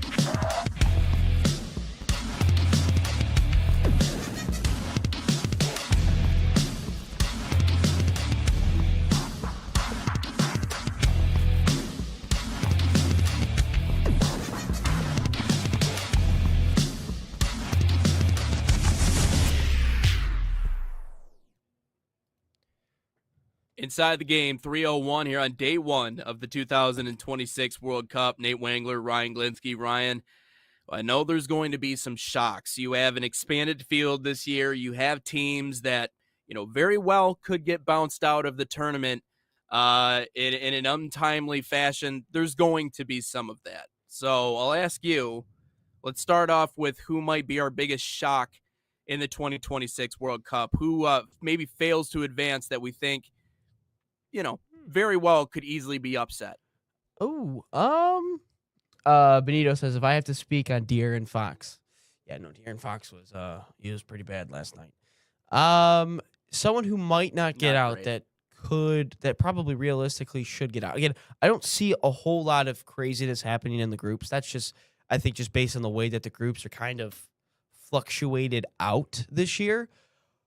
But I think, though, if there's a shock of a team not getting in there, I think you have to look at maybe the France, Senegal, Norway group because of that third play. Again, I think France will get out, but I look at Norway and Senegal because those are two really good teams.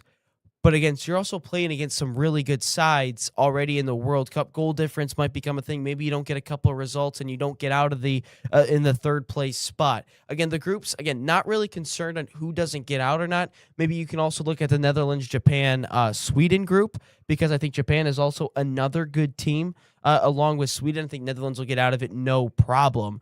But I think that is kind of where if we are expecting a team who should get out, might not get out, I think it could be Norway or Senegal just because of how tough their group is. And if I'm looking at the other third place groups, yeah, the other teams might be better, but they're not in as tough of a group. So that's just what I would say. We'll get into Japan a little bit in terms of the sleepers, because if I look at teams that might actually go out of their way and surprise everyone, I think like Japan's on a similar trajectory as they got a really good pieces. But no, talking about the Senegalese, you kind of took it right out of my mouth when I was going to say that. I think they're going to have the hardest time getting out of their group, man. Norway, they could shock a lot of people this year. You have Odegaard, you have Holland. It's one of the greatest 1-2 punches in international play right now. And then you have the French to deal with. So nothing is going to be easy for Senegal. If anything, I feel like this is kind of the quote-unquote group of death in the World Cup, because really you could give me any three of those teams, Senegal, Norway, or France, and I'll tell you they have a pretty good chance of getting at least pretty deep into this tournament. France, obviously the favorites to win it. So they're going to have a really hard time. And obviously Norway, the thing that has struck me so much about them was how spotless they were in qualification. They were spotless in qualification coming into the World Cup. So there is something to be said about a team that's hot coming into this major tournament, because they're going to be feeling that momentum. And, obviously, France is just an all-star team. You just hope to have a good 90 minutes, maybe 90-plus against those guys. I think it'd be really hard for Senegal to get out of the group. Yeah, I told my buddy he's a Norwegian and he likes Norway so much. I go, yeah, get ready to watch Martin Odegaard just do this with his hair more than progressing the ball forward. So just be careful. Yeah. Oh, by the way, a couple comments about Senegal. Frank says Senegal are a serious football nation because of AFCON. Well, they should be AFCON champions, but you know. Yeah. Layla says, yep, Senegal is a good team. Okay. A lot of Senegal love in the chat. Yeah. Yeah. Can I say Morocco? Can I say Morocco not getting out just because like they can have some bad karma or something? Like they're just robbed. But Morocco finds a way to win in tournaments. They just find a way to win in playoff and in postseason positions. They're just a good tournament team. Like I don't know what it is about them that they're able to do that. But you make the semis, they beat the hell out of us anytime we play them. So yeah, I mean anything you want to do to make sure that we don't have to face off against those guys, I'm perfectly okay with that. But I mean, they might be a dark horse. I know we're going to talk about dark horses, but they're probably on that list. Could I say what I think of flame out in the group stage, or not the group stages, the knockouts? Because again, I don't think anything crazy is going to happen in the group stages. What if I said Brazil gets knocked out relatively early in the knockouts? Would that be far fetched? No, because they've looked uninspired coming into the tournament. Because I mean, just watching their international friendlies, they've been flat. They've been uninspired. They don't look like the Brazilian football of old that I think people have come to love and revere. And I think that's why there's a lot of tension in Brazilian soccer right now. And they don't see that. And that's just what I would say is I think Brazil is going to be your first true team that gets knocked out, like big team that gets knocked out of the World Cup, because I think out of those big teams, I don't know. I just don't think they have it. I don't think that they have the togetherness. I don't think they have the grit together to actually get out of to actually make a super deep run. But I just think Brazil is going to be the team to actually, flame out early. Could I say the U.S. men's national team could be a dark horse? Of course. Am I allowed to say that? Now's the time to do it, man. Am I allowed to say the U.S. men's national team could be a dark horse in the tournament? Again, hear me out. When we talk about dark horses, yes, we will get to the Knicks after this. Can I say the U.S. are some dark horses because, again, if they finish first in the group, there's a pathway. Because you play a third-place team, probably won't be as good. Then you're also looking at you're looking at probably a little bit of an even game in the round of 16. So you'd be favored in the round of 32 and then an even game in the round of 16. And making the quarterfinals is anything in terms of a dark horse. I would agree with you, Fabian. I think the Netherlands are a little bit of a dark horse because I don't think anyone's truly talking about them, but they are a good team. And as Frank mentioned in the comments, apparently Van Dijk handpicked this team, a part of the unity. So apparently that is something. I don't find Japan going super far because they typically choke. So I don't know. But I think the U.S. could be a dark horse. If they could get to the quarterfinals, we talked about earlier today, make a group of people believe in you. I think they'll be able to do that today, or not today. I think they'll be able to do that tournament if they can get to a quarterfinals. I'm just saying. They have a relatively fair group for themselves, and maybe with Paraguay's best player out, I'm just saying, maybe we get through. Maybe we make a little bit of noise, and then the world really won't know what to do with themselves. Like I said, that might be the end. And a little bit of noise is fine. And you know what? Hey, even if you don't win the World Cup, just play spoilers to a bigger country. Just play spoilers to someone that really would hate to lose to the U.S. men's national team. I'm guessing anybody in that round of 16 would absolutely hate to lose against the USA. And I don't care if we win the World Cup. Just play spoilers to some. Just beat one big country. Just beat one. You know what I mean? Beat a Germany. Beat a Brazil. Beat any of those guys. Beat them. Did you hear? We just need one. Did you hear what they played at Chicago when they scored the game, or when Anthony Robinson scored? They played Freebird. So there's our little anthem. I'm just saying it worked with the U.S. The U.S. hockey team and getting gold. So. Oh man, Yeah, they also played it for the World Baseball Classic team. Did they? That didn't end up panning out quite the quite the same. I think that's just the song now for any USA based sports teams. They're probably going to go with it Won't anywhere you they go. fly free Yeah. bird? Yeah. You know what's funny is it takes a minute to get to that portion of the actual Oh, it takes song. a long time. Like when you It's listen longer to it, than yeah. that. I know. Well, then people like listen to it. They're like, "Well, this isn't the song I know." It's like, yes, it is. You're not to the right portion of the song yet. You got to give it a minute here to build up to that moment. It's 9 minutes and 8 seconds long. The radio version is just 4 minutes. But Yeah. if you think about it, why wasn't that from Leonard Skinner? Why wasn't that our World Cup song? Like, why wasn't that the World Cup song? Like, let me just look up just you right off fly? the rip. Like, artists, best American artists. Oh no, whoops, not abstract art. Whoops.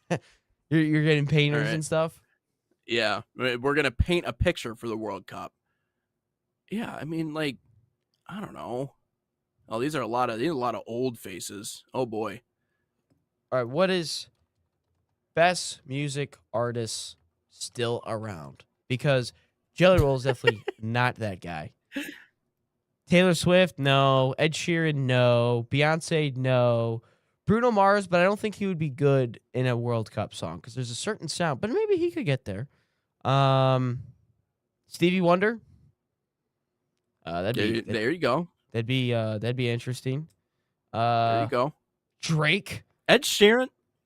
I thought he was born in he wasn't born here, right? I thought don't he was think so. born I in don't like think he was. Ireland or something. Ella Langley. I'm from Texas, I can tell by the way. Two stepping around the room. I don't know. I just to be fair though, I feel like American music kind of sucks nowadays.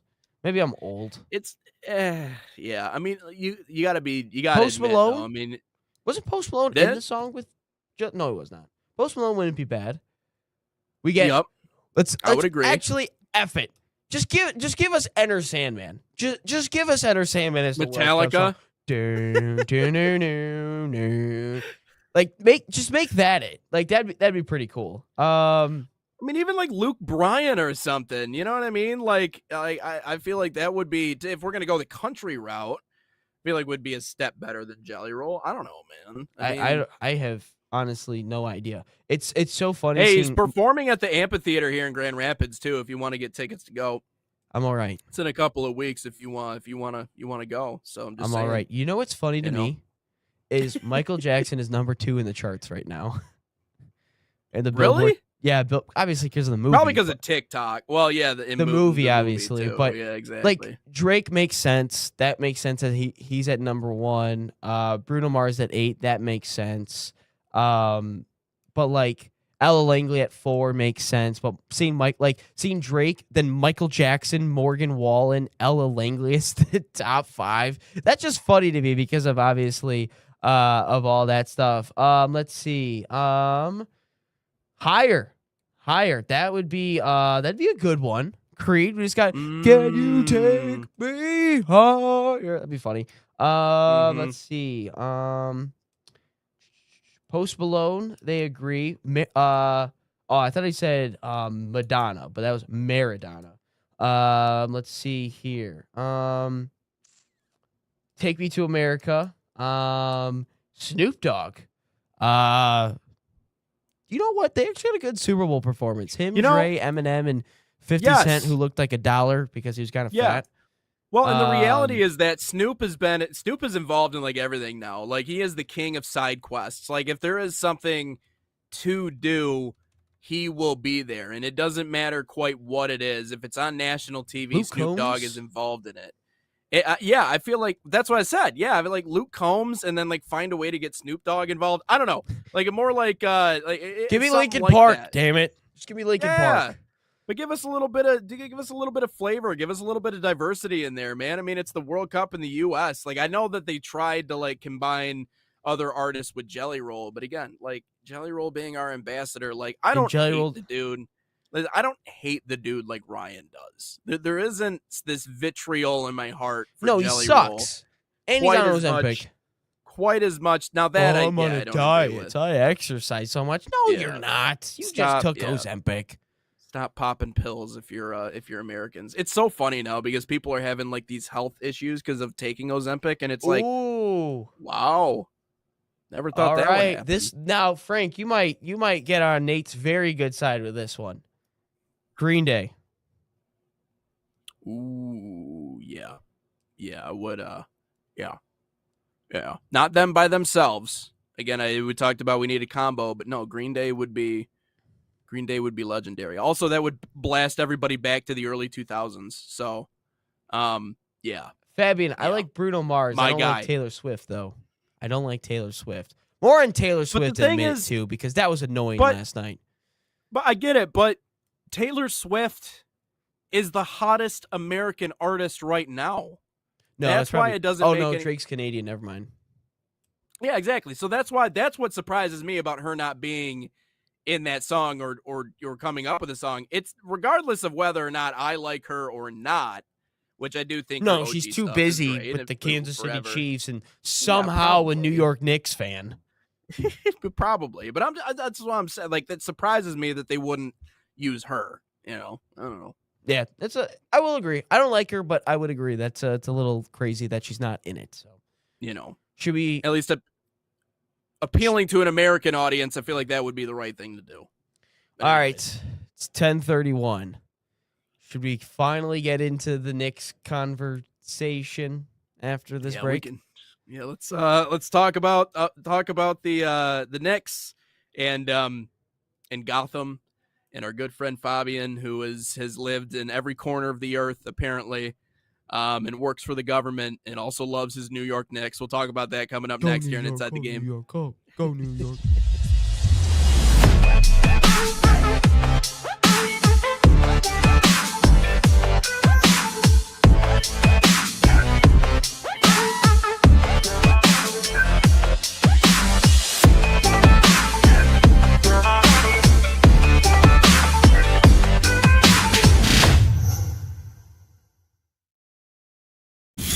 Experience the thrill of the game like never before with NSN's Game Rewind. Dive into full match commentaries enhanced with cutting-edge dynamic graphics, letting you relive the highs and lows of your favorite matches in astonishing detail. Whether it's a championship win or a legendary play, NSN Game Rewind bridges the past and future with a broadcast experience designed to captivate. Call 586-304-4405 and start watching today.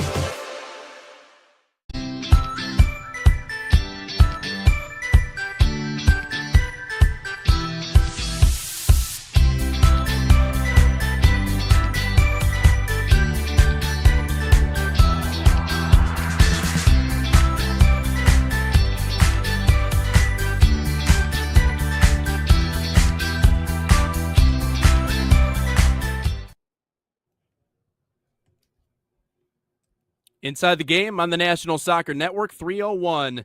Sorry, I always forget we don't have an extra commercial there at the end. Just shocked Real me on quick. the way back. Real quick, Frank put in an interesting collab with Green Day. Green Day and Kendrick Lamar. Ooh, okay. All right, I like that one. I think Kendrick is popular. See, Kendrick comes in waves, though, man. Like, Yeah. he'll be, like, really popular for a little bit, and then he'll dip off, and then he'll come back. I think he's one of the best lyrical rappers of all time, but yeah, I could see that. There's If- a lot of different combinations we could have gone with. If Shabuzi can make country rap, then it should be doable. That's a good one. That's a good Exactly. one. And people love that song, too. I think it's a corny song. I don't really What like song? it personally, but the bar song? Someone Pour Me Up a Double Shot of Whiskey, that The song. bar song? Yeah, the bar song. Yeah, Yeah. it's catchy. Yeah. I mean, yeah, that's You're old. Walmart. You're old, that's why. Walmart, and yeah, You're old. exactly. It's come on down and get buy one get one. That's what that song is. But anyways, Wow. Just be hating. uh, Just be hating. What has Walmart ever done to you? ain't nothing wrong with Walmart. I'm just saying it's Walmart. You know what you're getting. It's McDonald's music. in my personal opinion. But anyways, let's get into this. What was worse, 28-3 or the Spurs? I mean, Ryan, that last night was the worst display of coaching I've ever seen in my life. And this is where, like, I know we want to talk about players and execution, but like the reality is that you can say that coaching doesn't matter in the NBA, and for the most part, I would agree with you. Like when you watch Matters the in the way playoffs. when you watch the way the regular season is played, I mean, it really is just pick up basketball at the local YMCA, right? Like I've seen it in person, like especially being like in the G League a couple of times, like you just see it for what it is. It's the reality.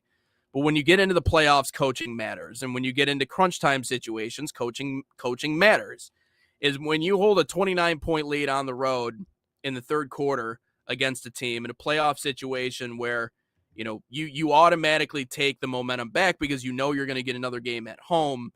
In that situation, coaching matters. And the finish to that game yesterday was a glaring example of there are just some coaches in the NBA who have either been given an opportunity because of nepotism or something else that landed them in that spot. And a lot of them just get away with the fact that they have really talented rosters and a lot better players than everybody else. And I feel like San Antonio yesterday, not only was that, again, that's a fireable offense. And I get it. He's in the NBA finals. He brought Wemby there.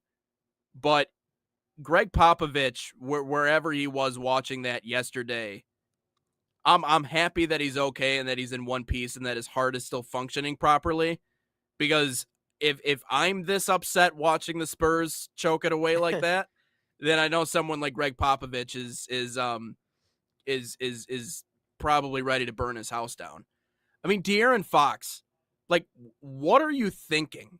Like, genuinely, what are you thinking? Like, they interviewed him after the game about that layup that he tried to make at the very end, and he's like, well, you know, if I make it, then I force them to have to shoot a three. You had 12 seconds left.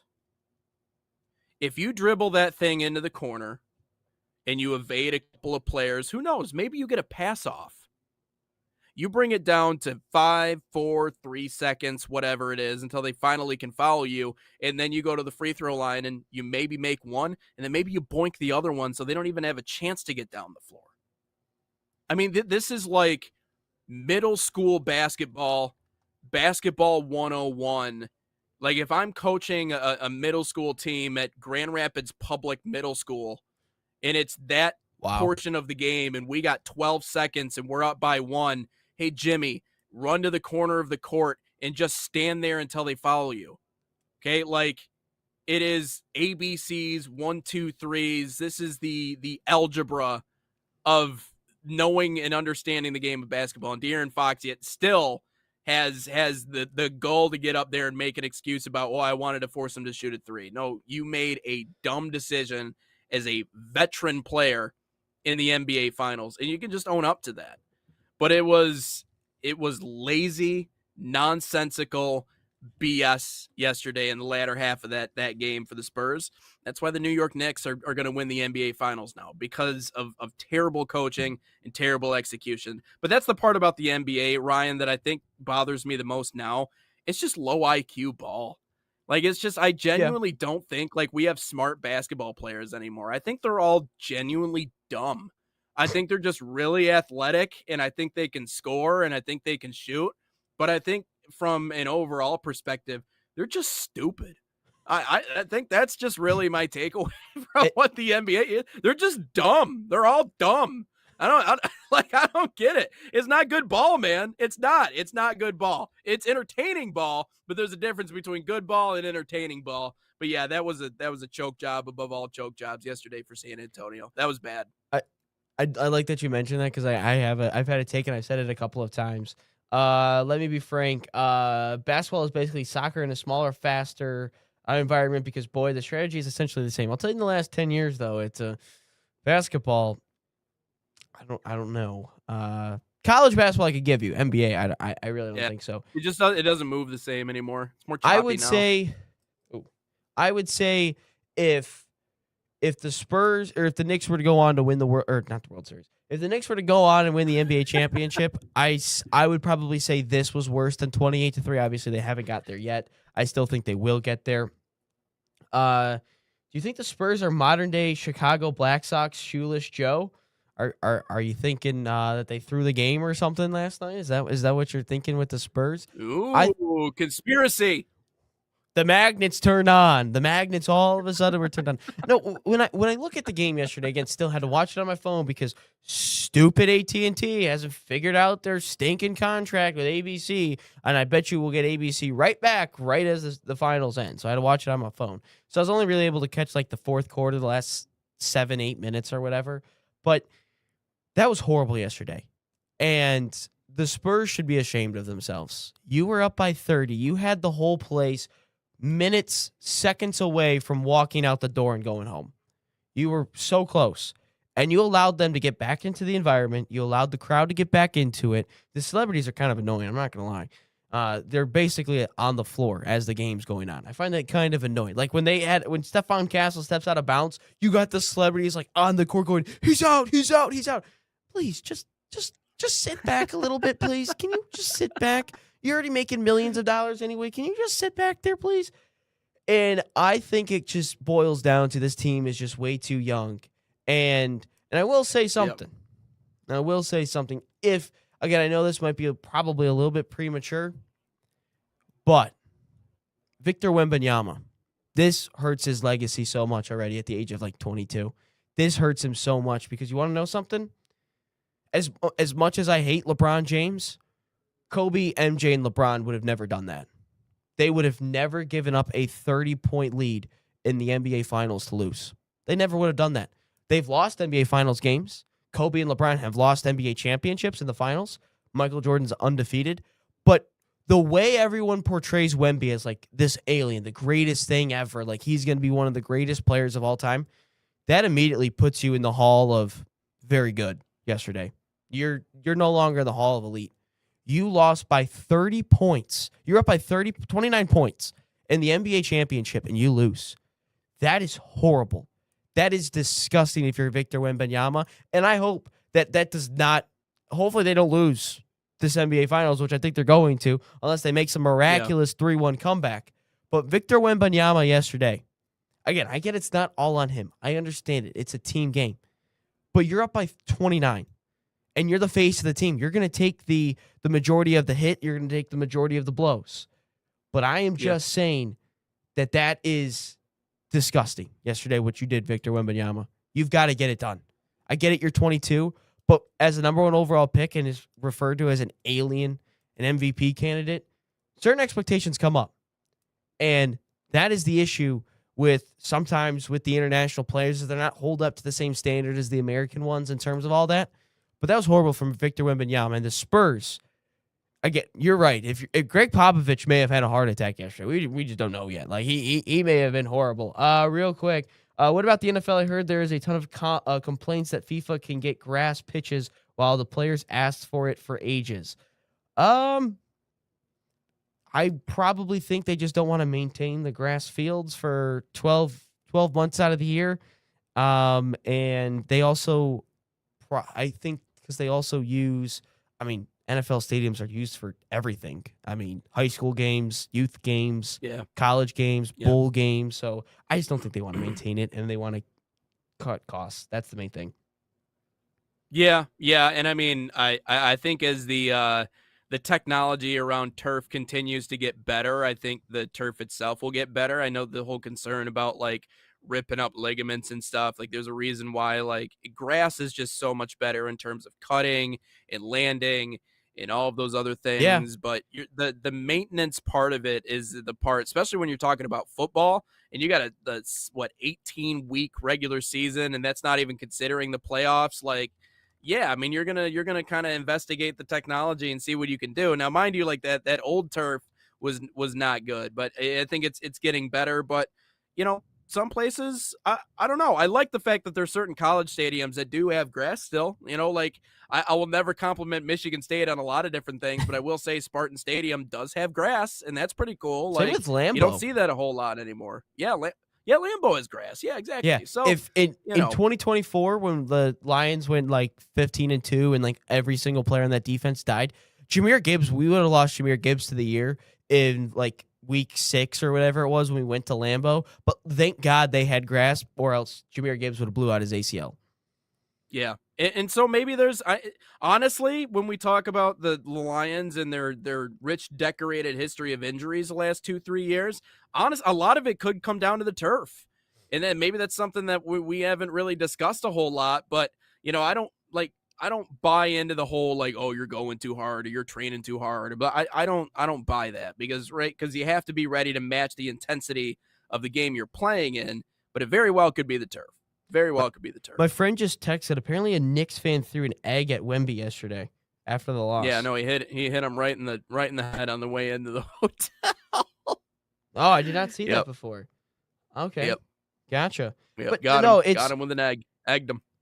Knicks fans clash with law enforcement after. Oh my God, this is what I'm saying, guys. We are on the verge of a zombie apocalypse. No, it's not a zombie apocalypse. It's just simply the fact that the Knicks have won an NBA championship. No, it's again the Knicks. I think they're also just a bit of a team of destiny as well. Like it has that vibe to it. They've lost a total of 3 games so far in the NBA playoffs. I think it was to the Hawks, swept the Sixers, and then swept the Cavs. And like that's just a sign of champions last night. I know that's kind of an overused term, I think, when it comes to soccer games, or the game of soccer at least. But that was a sign of champions. You played horrible for more than half the game. You still come out with a 1-point victory, and you also allow the Spurs to continue to make mistakes. Like I could not tell. I can't imagine what is going on in those Spurs players' head as that is just slowly slipping, and slipping away. Like that has to be nightmares for the rest of time. Like that is that. What were the odds of them winning when they were down by 30? Do you know that? That's a good question. I don't know what their percentage was. Because that's got to be pretty low.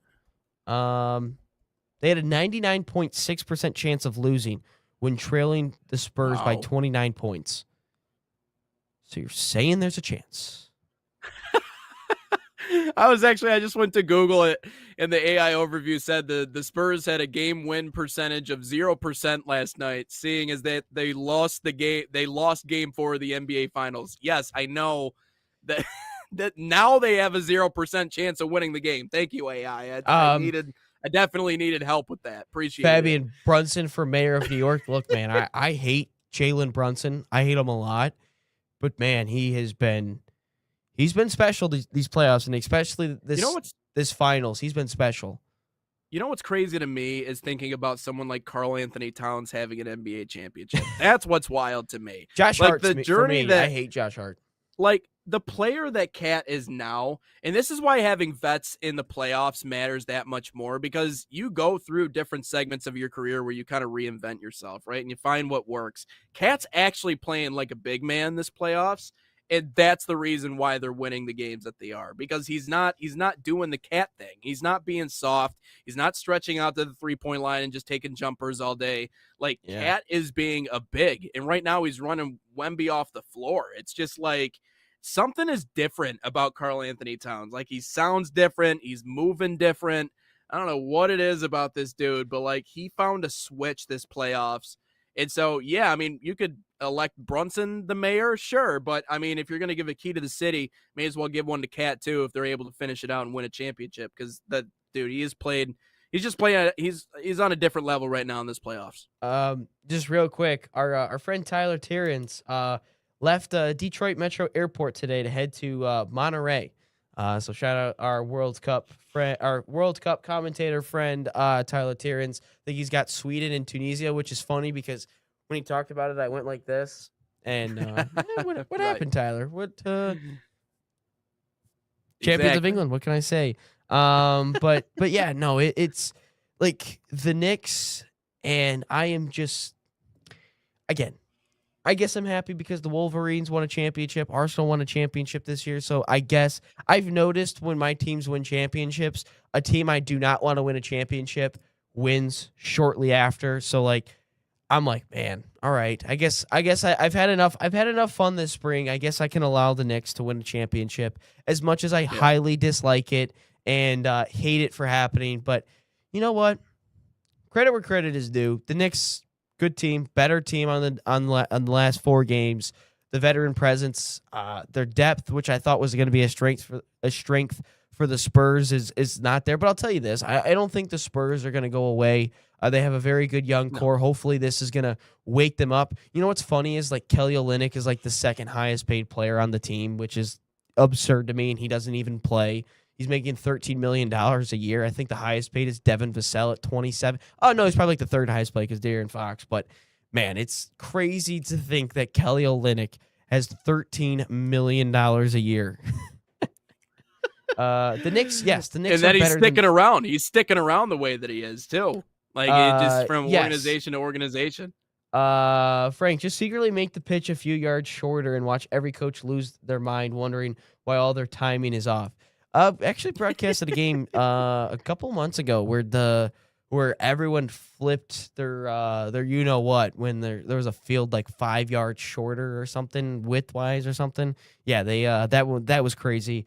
The Knicks are better than the Pistons, says Fabian. Yes, the Knicks are better than the Pistons. Unfortunately, they are better, but hey, we got Cade in them. It's Cade in them.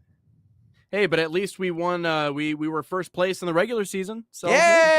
Guys, you know, I mean, let's go, man. Yeah. Let's get into questions. That's all that matters. Is the regular season.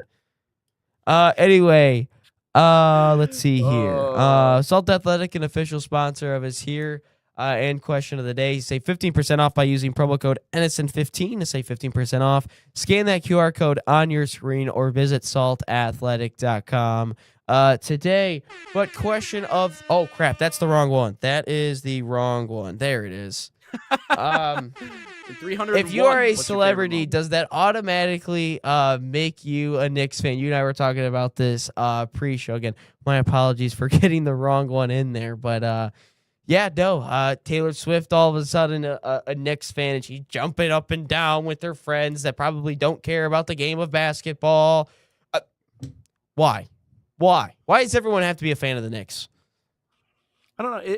It to me, it just seems like a PR thing. Even if your friends are like passionate friends, like I don't go cosplay at game whatever for the NBA finals and pretend to love a team. Like I got a buddy who's like a diehard Florida Gators fan. I'm not going to go to a Florida Gators national championship game and wear Florida Gators stuff and pretend like I'm happy for them to win. What is going on here? Taylor Swift is from Pennsylvania and she's dating a guy who plays in Kansas City and she's a New York Knicks fan. Why? I like, even if she has a place in New York, even if she like records all of her stuff in New York, I don't care. You're not a New Yorker. Why are you jumping on that bandwagon all of a sudden? Why are you so emotionally invested? Where were you? Like, where are you all the regular season games and every other game after that? Every other game, man. I don't know. I don't get it. I get the vanity of it all and showing up and going to these games. You know, I remember when the Cubs made their run in 2016, like watching the first 3 or 4 rows behind home plate at Dodger Stadium. You're just like, yeah, you're going to get like the biggest celebrities in the world that all sit in those rows. Like, do any of them really care? Like, I guess if you just make celebrity status, yeah, I mean, I guess you just automatically get to be like a New York and an LA fan because you spend all of your time in those two places. So I guess that, you know, well, there you go. Now you get to be a diehard fan of the Knicks and a diehard fan of the Lakers. I just thought it was weird. Like, the other people in that frame make sense. Timothy Chalamet is from New York. Fat Joe. Adam Sandler. Yeah, Adam Sandler is from New York. Ben Stiller is from New York. You know, that Jon Stewart is from New York. You know, these guys it means something. Yeah, what the hell's Taylor Swift doing there? Why is T Swift in the picture? A couple of comments about it. Sense. Fabian, Swifty, and Danhausen. Yeah, you guys clearly have the ultimate curse out there for any team. Pretty sure she is scouting for a new husband. I mean, maybe after she saw Patrick Mahomes' contract and saw her husband or Travis's contract, was like, well, I need to get myself some more money. $500 million for Patrick Mahomes is crazy. She ain't no Spike Lee. Yeah, no, and Spike Lee's an Arsenal fan. Shout out. I think she had more relationships than Tom Brady won Super Bowls. That's probably accurate. Ye- That's probably Yeah. accurate because Yeah. she's had to have had more boyfriends than anyone else. 11 publicly confirmed boyfriends. Yeah, so he's correct. Yep. She's actually got nearly as many as Bill Russell has NBA championships. Doesn't Bill Russell have like 11 NBA titles? 11. She got the same. Yeah. Okay. Yeah. Joe Jonas, Taylor Lautner, John Mayer, Jake Gyllenhaal, Connor Kennedy. I don't even know who that is. Harry Styles. I remember that. Calvin Harris, Tim Hiddleston, Joe Alwyn. I can Wow, tell she you. was with him for like 7 years. Oh, that's impressive. That's the longest of which Matt Healy and then Travis Kelce. So Kelce looks like 4 more years to go to match the longest time that Taylor Swift has ever been with one man. So he's still got a lot of work to do. It's a lot of So an entire retirement football could come team, in those yes. 4 years. Yes, an entire football team she's been with typically. The Oh, entire wow. offense She has or more mileage defense. than a 1960 Volkswagen Beetle. Oh, my God. They are really going in on Goodness T-Swift right gracious. now. Oh, my God. Now we're going off the rails now here. Oh man, we opened up the can of worms. You know what? Let John Mayer sing the anthem, and let's see if she shows up. Yeah, okay. All right. Okay, so now we got a little like love triangle thing going on here. When did we turn into celebrity news? When did this turn All into of a sudden, the it's Celebrity News Network TMZ, over Celebrity here? News. Yeah, exactly. Oh man. Welcome to but I don't know. Inside Celebrity Dirt. It's oh man, but We I would don't have know. talked I a lot just think about it's Justin corny. Timberlake last summer then. I just think it's corny to He dress up. he in may have had a good cosplay World and- Cup song, but he obviously is under wraps after last summer, so. Yeah. Yep, exactly. I had one other person that would have been a good fill-in for that World Cup song, but I don't know. I'll have to think about it and send it to you because now I can't even think about it anyways off the top of my head. But anyways, no, if you are a celebrity, if you do earn that status, you are automatically a Knicks fan. So Yeah, hey, supposedly. congratulations. It ain't going to hit any of you nearly as hard as all those people standing outside the stadium. But yeah, I mean, before we send off here tonight, and obviously that game against Mexico and South Africa coming up at 3:00, Tune back in. make sure you guys are locked into that one. Hey man, it's gonna be a really fun tournament, and this is something that I know we've been waiting for, we've been excited for a long time, and can't wait for it to get kicked off. Yeah, I am so hype. Again, this is like I just turned into a little kid, man. And once I see that first match be played, and obviously the last time I watched soccer, I'm still heartbroken to the core because Yeah, stupid Gabrielle had to blast his PK like Harry Kane did in 2022. But anyway, I'm excited, and I'm excited for the watch parties that we'll be doing. Schedule on that a little bit later. But yeah, no, tune in. I'll probably start at like 2:45 probably for the watch party, just to get a little predictions in there, get the people going.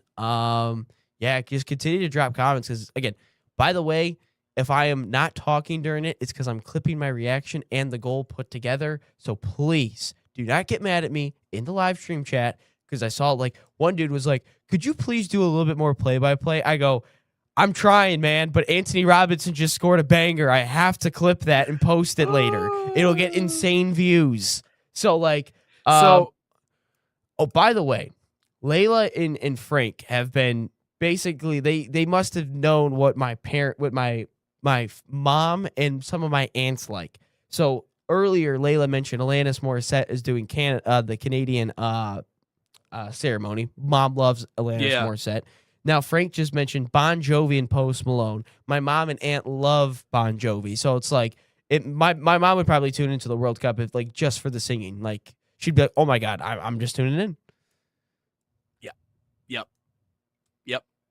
Well, it seems like they know a little bit about you then. That's good. Our audience knows things. Fabian still wants no, to it's go. No, not doing that. So wait, You're not. It's not showing the game on screen when you're watching. No, it. we It's just can't do watch. that. It's We'll just get your in reactions. serious Yeah. trouble. Yeah, that would be. Yeah, exactly. All We'll right. get in serious Anyways, trouble. That'll wrap Please. up 301. No, guys, we're not putting it on screen for the last time. We're not putting the game on screen. Isn't that funny? That's the one thing they always comment to. Can you show the game? Like, no, I can't show the game, guys. That is illegal. I can't do that. But anyways, coming up next is episode 302. We will recap everything that happened today. But hey, enjoy it, folks. Day 1 of the 2026 World Cup. We'll talk to you tomorrow here on Inside the Game.